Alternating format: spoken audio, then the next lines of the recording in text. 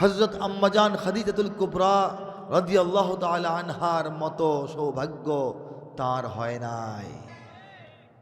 আমাদের নবী, প্রিয় নবী, বড় নবী, মহানবী, উঁচা নবী, সেরা নবী, শ্রেষ্ঠ নবী, আকায়ে নামদার, তাজদারে দু আলম, সৈয়দুল কাউনাইন, সৈয়দুল মুরসালিন ওয়া খাতামুন নবিয়্যিন হযরত মুহাম্মদ মুস্তাফা মুরতাজা মুজতবা সাল্লাল্লাহু আলাইহি ওয়াসাল্লাম জন্মের আগে পিতাকে হারিয়েছেন, অল্প বয়সে মাকে হারিয়েছেন, কিছুদিন পরেই দাদাকে হারিয়েছেন, চাচার ঘরে লালিত পালিত হয়েছেন।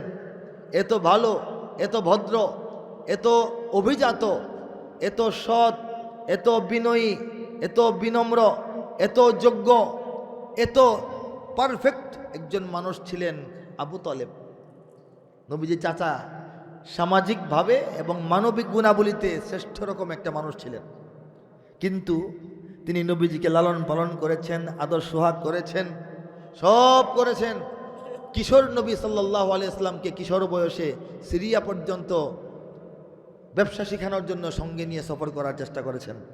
যুবক নবী সাল্লাল্লাহু আলাইহি ওয়াসাল্লামকে বিবি খাদিজার সঙ্গে এই চাচাই বিয়ে শাদী করিয়েছেন। কাফেরদের অত্যাচার থেকে সারা জীবন বুক পেতে রক্ষা করেছেন, কিন্তু ওই বেচারার কপালেও ঈমান জোটে নাই, ঠিক কিনা বলেন? বিনা খরচে, বিনা চেষ্টায়, বিনা ইচ্ছায়, বিনা চাওয়ায়, বিনা মিছিলে আন্দোলনে, বিনা পরিশ্রমে, বিনা মার খাওয়ায়, বিনা দেশ থেকে, বিনা হিজরতে আমরা সবাই মায়ের গর্ভ থেকে দুনিয়াতে ঈমান নামক জান্নাতের টিকিটটা হাতের মধ্যে নিয়ে চলে আসছি, ঠিক কিনা বলেন? এই সৌভাগ্য কে দিয়েছেন? হৃদয় খুলে আল্লাহর শুকরিয়ার ধ্বনি উচ্চারণ করি, আলহামদুলিল্লাহ। এই যে আমাদের ঈমান, এটা শুধু শুকরিয়ার মধ্যেই সীমাবদ্ধ নয়, এটা সারা দুনিয়ার কাছে বিস্ময়ের কারণ। বলেন সুবহানাল্লাহ। একটি বাংলাদেশ, তুমি জাগ্রত জনতার, সারা বিশ্বের বিস্ময়, তুমি আমার অহংকার। সারা দুনিয়া বিস্মিত।